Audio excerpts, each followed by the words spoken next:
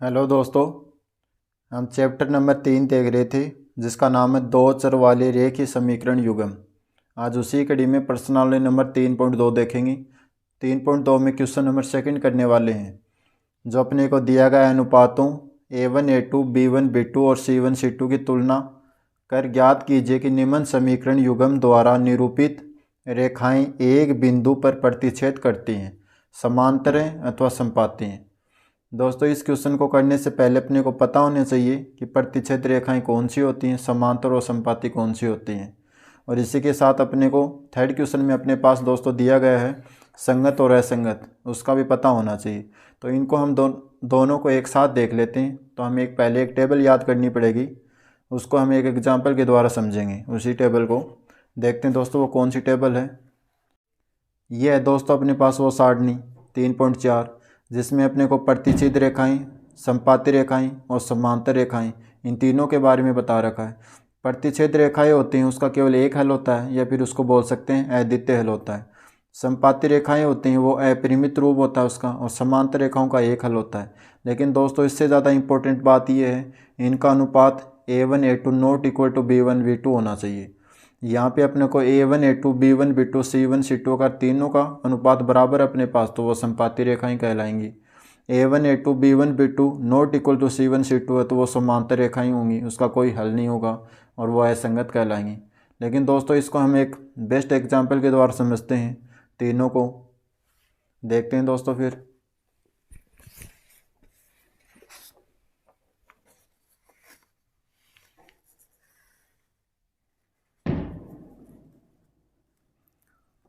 जैसे दोस्तों हमने एक एग्जाम्पल ले लिया 5x + 7y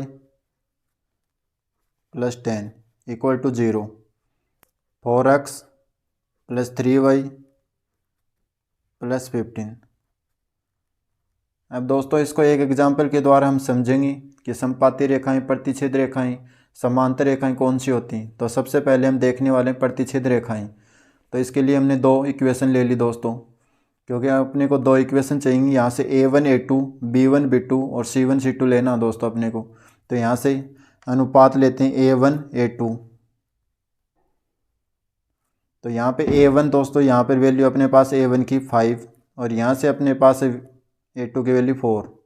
ऐसे B1 B2 और C1 C2। B1 की वैल्यू यहाँ से दोस्तों 7 और B2 की वैल्यू अपने पास 3। C1 की वैल्यू यहाँ से 10 और C2 की वैल्यू यहाँ से 15। अब दोस्तों यहाँ से A1 A2 ये कहाँ से आया है, तो इसकी अपने पास एक जनरल इक्वेशन होती है ना, AX + BY + C।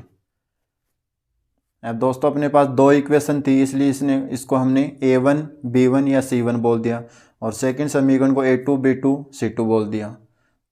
तो देखते हैं दोस्तों, अब अपने को A1 A2 का अनुपात लेते हैं। A1 A2 equal to B1 B2 equal है या नहीं है C1 C2, पहले चेक करते हैं।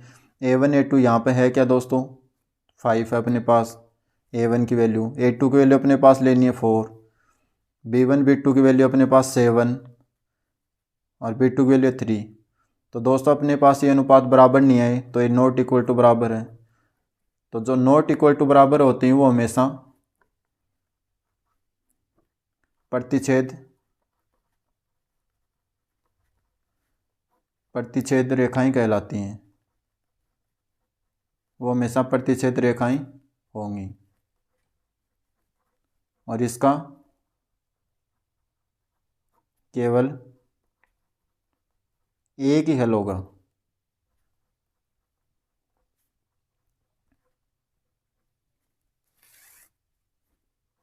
या हम बोल सकते हैं अद्वितीय हल।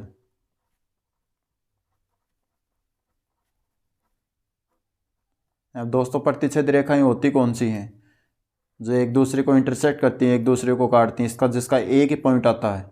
जो हमने क्वेश्चन नंबर फर्स्ट और सेकंड में देखा था, पहले क्वेश्चन का फर्स्ट और सेकंड पार्ट, उसमें अपने को एक ही पॉइंट मिला था। तो ये दोस्तों प्रतिच्छेद होती हैं। इसको तो ऐसे तो व्यक्त करते हैं अपने को, और प्रतिच्छेद रेखाएं होती कौन सी हैं, जिसका अनुपात A1 A2 B1 B2 को नॉट इक्वल टू हो, जो बराबर नहीं हो दोनों वैल्यू। यहाँ से हम देख पा रहे हैं कि 5 4 है, 7 और 3 है, जो दोनों क्या हैं, बराबर नहीं है। अब दूसरी देखते हैं दोस्तों, एक एग्जाम्पल और लेके। हमने प्रतिच्छेद रेखाएं देख ली, अब देखते हैं समांतर रेखाएं। तो 2x + 3y + 10, 4x + 6y = 12 equal to 0।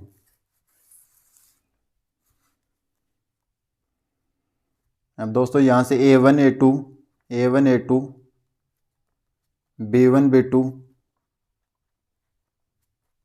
C1 C2 इनकी वैल्यू देखते हैं। A1 की वैल्यू यहाँ से अपने पास 2, A2 की वैल्यू यहाँ से है अपने पास 4, B1 की वैल्यू यहाँ से 3, B2 की वैल्यू यहाँ से 6, ऐसे C1 की वैल्यू यहाँ से 10 और C2 की वैल्यू यहाँ से 12 है। अब इनको अनुपात में रखते हैं। A1 A2 B1 B2 equal to C1 C2। अब देखते हैं दोस्तों ये इक्वल है या नहीं है। समांतर की अपने पास कंडीशन होती है कि तीनों ही फॉर्म ये बराबर हो गया, ये नॉट इक्वल टू बराबर होना चाहिए अपने पास। A1 A2 बराबर B1 B2 बराबर हो सकते हैं, लेकिन B1 B2 C1 C2 बराबर नहीं होगा, तो इसे हम समांतर रेखाएं कहेंगे। तो देखते हैं दोस्तों समांतर रेखाएं कौन सी होती हैं। तो A1 A2 की वैल्यू यहाँ से आ गई अपने पास 2/4 बराबर B1 B2 की वैल्यू यहाँ से आ गई 3/6 बराबर यहाँ से C1 C2 की वैल्यू है 10/12। अब इसको सॉल्व करते हैं। 2 का भाग इसमें लगाएंगे तो 1/2, यहाँ से इसको कैंसिल कर देंगे तो 1/2। 3 का भाग इसमें लगाएंगे तो 2 बार, तो यहाँ से भी 1/2 आ गया, और यहाँ से अपने पास 2 का भाग इसमें लगाएंगे तो 5/6 आ गया। अब दोस्तों हम बोल सकते हैं ये तो आपस में बराबर, ये बराबर नहीं है, तो यहाँ से नॉट इक्वल टू बराबर था, तो ये नॉट इक्वल टू बराबर। अगर पहले अनुपात और दूसरा अनुपात दोनों आपस में बराबर है, लेकिन दूसरा अनुपात और तीसरा अनुपात बराबर नहीं है यहाँ पे दोस्तों, तो ऐसी को हम समांतर रेखाएं कहेंगे। तो यहाँ पे लिख देते हैं ये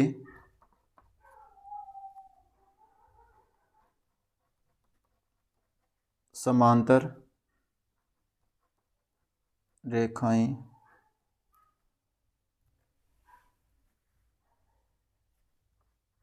रेखाएं होंगी। लिया लिख सकते हैं ऐसी स्थिति में,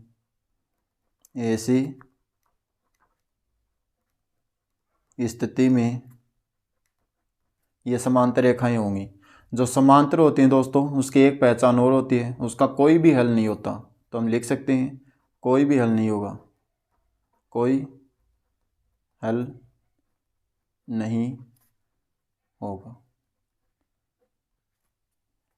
अब देखो दोस्तों, पहला अनुपात दूसरे अनुपात के बराबर है, लेकिन दूसरा अनुपात तीसरे अनुपात के बराबर नहीं है, तो ऐसी कंडीशन में वो समांतर रेखाएं कहलाएंगी। और जो समांतर रेखाएं होती हैं उसका कोई भी हल नहीं होता, या फिर इसको हम बोल सकते हैं असंगत। और जो होती हैं उसको संगत भी बोल सकते हैं दोस्तों। जैसे समपाती रेखाएं और प्रतिच्छेद बिंदु दोनों ही संगत होती हैं, लेकिन केवल समांतर रेखा होती है ना, वो असंगत होती है अपने पास, क्योंकि उसका कोई भी हल नहीं होता। अब तीसरा एग्जाम्पल लेके देखते हैं दोस्तों अपने पास समपाती का। जैसे हमने कोई एग्जाम्पल ले लिया 4x + 5y + 2 = 0, 8x + 10y + 4 = 0। यहाँ से दोस्तों देखते हैं अनुपात पहले। A1 A2 की वैल्यू क्या है। A1 A2 की वैल्यू यहाँ से A1 की वैल्यू है 4, A2 की वैल्यू है 8, ऐसे B1 की वैल्यू यहाँ से 5 और B2 की वैल्यू अपने पास 10, C1 की वैल्यू यहाँ से 2 और C2 की वैल्यू यहाँ से 4। ये दोस्तों A1 की वैल्यू है, ये A2 की वैल्यू, यहाँ से B1 B2 की value B1 B2 C1 C2। अब इनको देखते हैं दोस्तों, इसके लिए क्या कंडीशन होती है अपने को समपाती के लिए। A1 A2 equal to B1 B2 C1 C2, तीनों ही दोस्तों इसमें बराबर होंगी।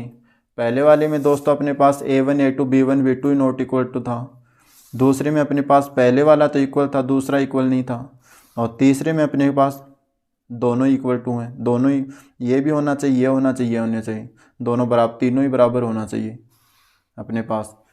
अब देखते हैं दोस्तों वैल्यू पुट करके यहाँ पे A1 A2 अपने पास, A1 A2 की वैल्यू यहाँ से 4/8, B1 B2 की वैल्यू यहाँ से 5/10, और C1 C2 की वैल्यू यहाँ से अपने पास 2/4। देखो दोस्तों बराबर हैं क्या अपने पास, इसको इसके साथ काटा तो अपने पास हाफ आया, 4 एकम 4 दूनी 8, यहाँ से 5 एकम 5 5 दूनी 10, और यहाँ 2 एकम 2 2 दूनी 4, तो 1/2। दोस्तों तीनों अपने पास बराबर हैं, जो तीनों बराबर होती हैं वो हमेशा दोस्तों ऐसी स्थिति में हम क्या लिखेंगे, ऐसी स्थिति में समपाती रेखाएं कहलाएंगी, समपाती रेखाएं बनेंगी। और दोस्तों जो समपाती होती है ना वो हमेशा क्या होंगी, अपरिमित रूप देंगी, जिसका कोई हल नहीं होगा, अपरिमित रूप, अपरिमित रूप, सॉरी दोस्तों अपने पास अपरिमित रूप, उसके बहुत सारे हल होंगे, अपरिमित रूप होंगे अर्थात इनफाइनाइट रूप होंगे, उसके बहुत सारे हल हो सकते हैं अपने पास। इसको दोस्तों हम एक बोल सकते हैं, इसको संगत, पहले वाला दोस्तों अपने पास संगत था, दूसरे वाला अपने पास है संगत, और तीसरे वाला अपने पास संगत। कहने का अर्थ अपने पास समपाती और प्रतिच्छेद रेखाएं होंगी वो तो केवल संगत होंगी, और बाकी अपने पास समांतर रेखाएं वो केवल एक है, वो असंगत होगी अपने पास। अब दोस्तों समांतर रेखाओं को हम ऐसे शो करते हैं, इसको पैरेलल बोलते हैं, जैसे ट्रेन की पटरी हो गई।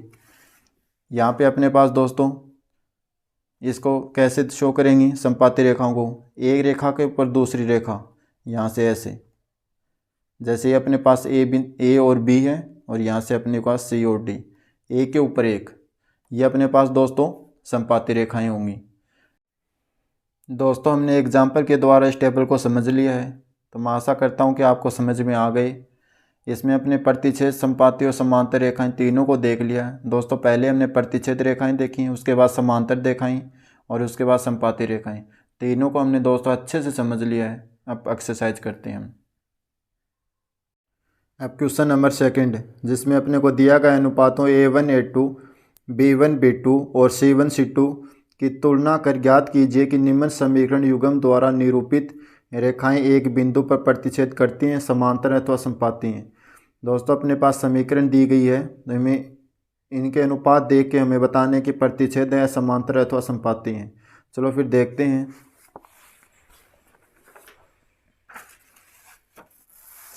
Question number 1। अब दोस्तों पहले इसके अनुपात देखते हैं। यहाँ इसको A1 A2, यहाँ से A1 अपने पास क्या है 5, ऐसे A2 अपने पास क्या है 7, इसके अपने B1 B2 अपने पास, B1 की वैल्यू है -4, और B2 की वैल्यू अपने पास 6। ऐसे C1 और C2 की वैल्यू, C1 की वैल्यू अपने पास 8 और C2 की वैल्यू अपने पास -9। अब दोस्तों इनको चेक करते हैं अनुपात के रूप में रख के। 5/7, यहाँ से -4 और -4 और 6 बराबर -4 और 6। दोस्तों पहले बराबर नहीं आ रहा, तो नॉट इक्वल टू, तो इसके बाद 5/7 नॉट इक्वल टू 4, ये 2 की टेबल से कट रहा है, तो अपने पास आ जाएंगे 2 और नीचे आ जाएंगे 3, माइनस का चिन्ह है। यहाँ से अपने को 5/7 नॉट इक्वल टू -2/3 प्राप्त हुए हैं, तो हम बोल सकते हैं A1 A2 not equal to B1 B2। और ये समीकरण अपने लिए दोस्तों किसके लिए शो करती थी, तो हम लिख देंगे अपने लिए प्रतिच्छेदी होंगी। तो दिए गए दिए गए समीकरण युग्म के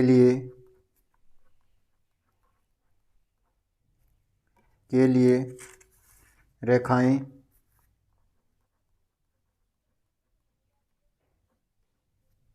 एक बिंदु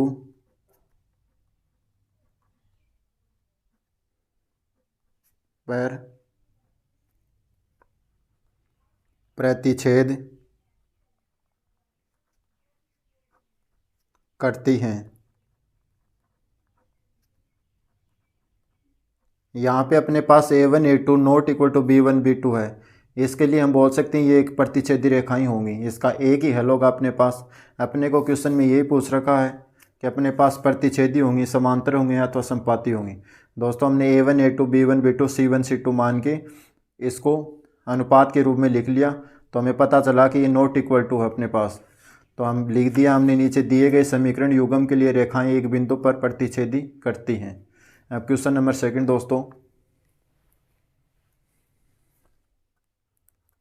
क्वेश्चन नंबर सेकंड अपने पास दिया गया है 9x प्लस के 3y प्लस के 12 equal to 0, 18x plus 6y plus 24 equal to 0।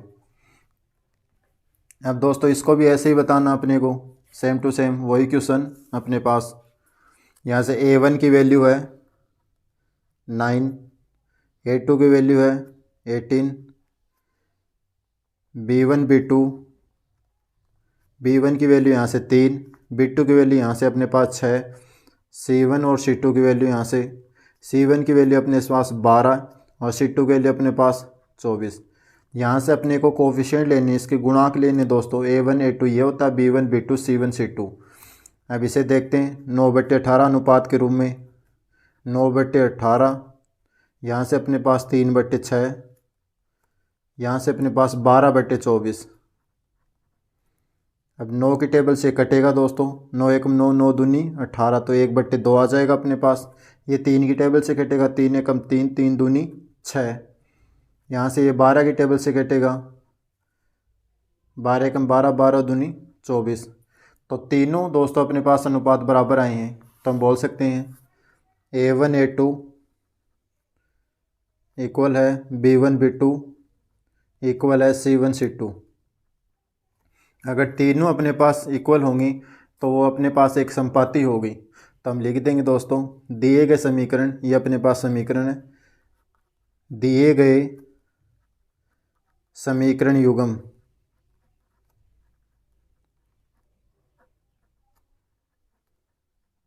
अपने पास ये गिवन था, दिए गए समीकरण युग्म इन दोनों को बोलते हैं दोस्तों। दिए गए समीकरण युग्म के लिए रेखाएं कैसी होंगी? संपाती। रेखाएं संपाती संपाती हैं। क्वेश्चन नंबर थर्ड दोस्तों अपने पास,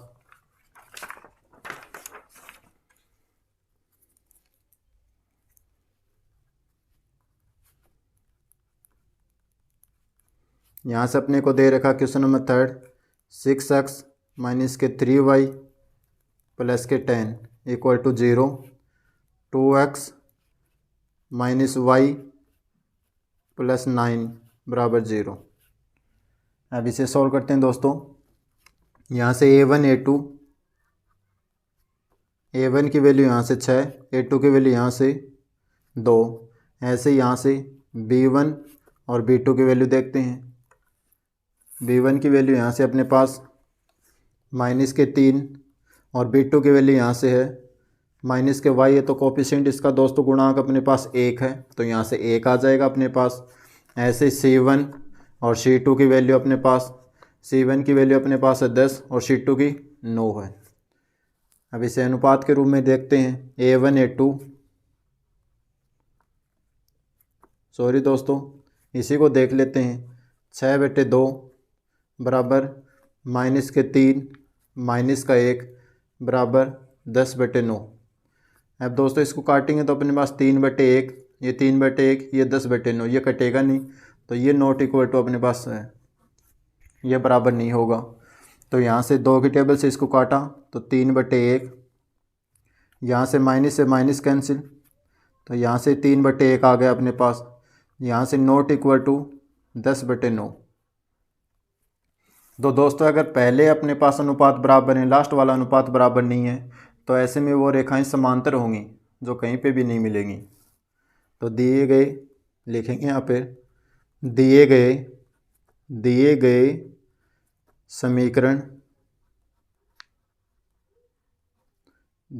समीकरण युग्म के लिए रेखाएं समांतर हैं।